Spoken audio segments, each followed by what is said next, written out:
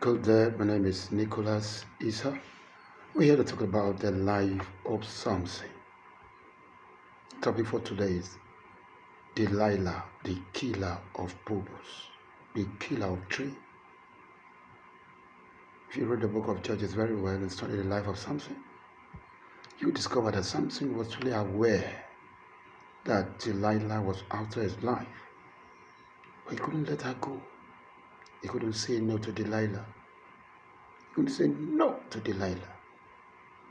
Was it actually Delilah that ended Samson? To me, the answer is no. It was Samson that ended his life. He ended his own life by himself. He allowed Delilah to distract him. Samson knew that Delilah was after his life, after his purpose. If you check the account of Samson very well in the book of Judges, you will come to understand that he knew. Delilah was asking, Samson, what is your strength? What can I do to overpower you? Imagine somebody asking that kind of question. And you say, Nicholas, what can I do to bring you down? What is the source of your power? In other words, what are your consecration principles? What must I do to bring you down? And Samson kept on deceiving her. Deceiving her. He would tell her that this is my strength. This is where my strength lies. This is where my strength lies. And anytime Delilah tries it, he will invite the Philistine elders. They will come. And Samson will rise. The power of God will come mightily on him. And he will destroy them. Delilah never gave up. He kept on pressing Samson. Samson will have sent Delilah away because he was a mighty man. A man that can kill thousands with just a jar of an horse. So mighty, but Delilah brought him down. Delilah did not bring him down because Delilah was powerful. Delilah was only deceived. Very deceitful. He brought Samson down. And Samson died in the midst of his enemy. He died. Samson knew. He knew that Delilah was after his life. Delilah was after his purpose. But he couldn't say no to Delilah because there was a pleasure that he was getting from Delilah. How beautiful was Delilah? How beautiful was Delilah? That he could earn a mighty man. Delilah in our days is not a lady, it's not a woman. Delilah is a personality. Delilah is that habit that is against your consecration. That habit that disconnects you from your maker.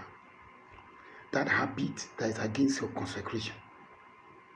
That habit, though sometimes it might be your legitimate right, but the Holy Spirit is demanding of it. But you are saying no because of the pleasure you are getting from it. The way Samson was getting those pleasures from Delilah, and that leads to its end. Maybe your own, the Lord is asking you, reduce this. Don't watch this type of movie. Don't do this. Disconnect from these friends. Disconnect from that relationship.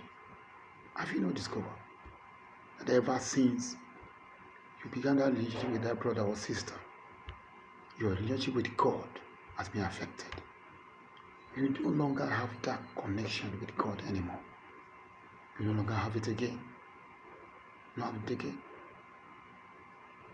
Can I ask you a question?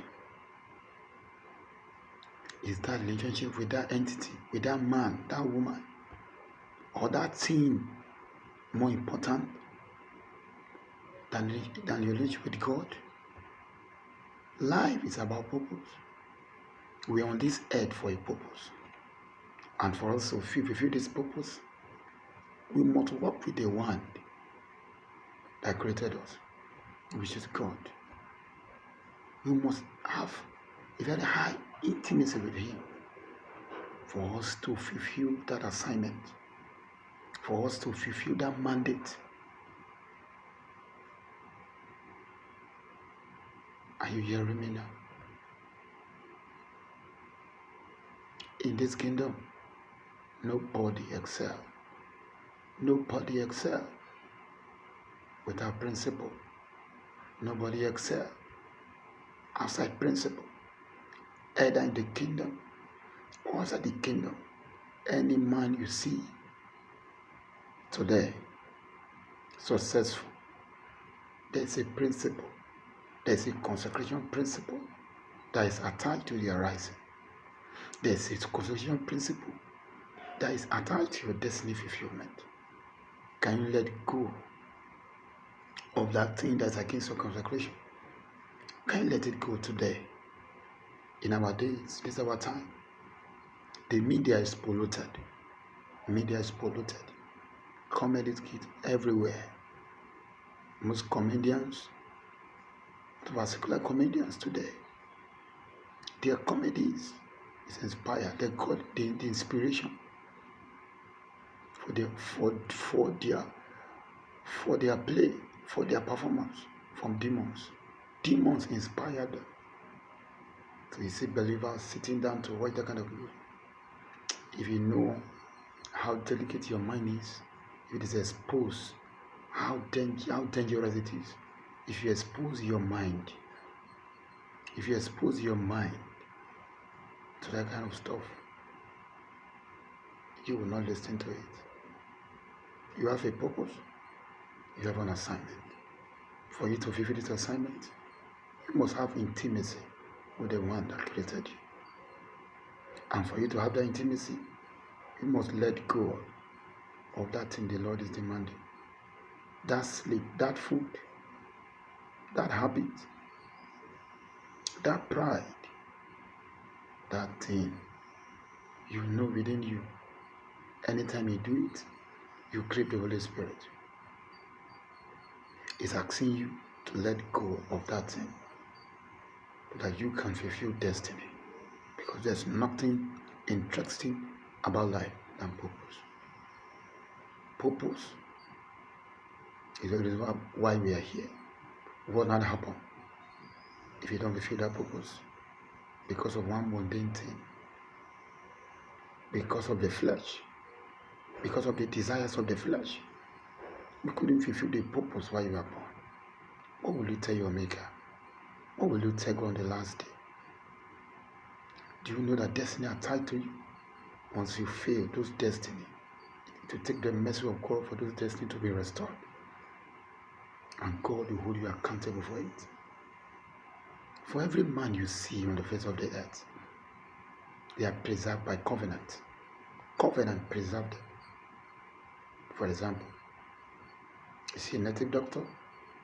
The native doctors, they are not in the city.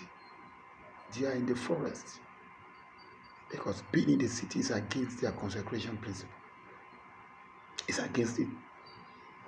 So they stay in the bush. They don't wear shoes. They don't eat the normal food we eat. They don't take the normal things we do. We do the normal things we do. They follow the pattern. As a result of that obedience, they are powerful. And now make a look at see we in the kingdom. We are powerless these days. It's because of our disobedience. Because in this realm, it's by obedience. They obey the devil to the fullest. Some of the believers, we don't obey the Holy Spirit. He can lay it in your heart. He said, do this thing. You will not do it. Say, let go of this thing. I will come. I will back you up. But the flesh, you are still struggling with the flesh. You are not disciplined enough to say no to that sin. That's why you look at sin. You pray for 10 hours. You are still in that. You are still masturbating. You are still doing one thing or the other.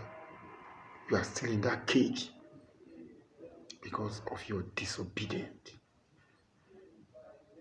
Because it takes submission.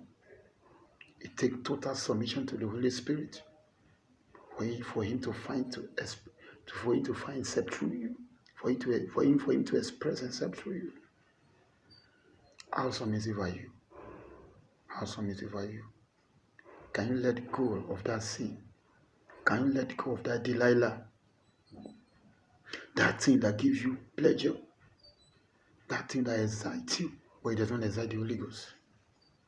That thing that makes you happy, but grip the Holy Spirit? Can you let go of that thing today? It might be your legitimate right, but the Holy Spirit is demanding for it. Are you ready to let go so that you can fulfill assignment? Are you ready to let go of that sin? Are you ready to let go? As you do so, may the Lord bless you abundantly. Are you blessed by this video? Do well to share with someone who might be in need. You are blessed.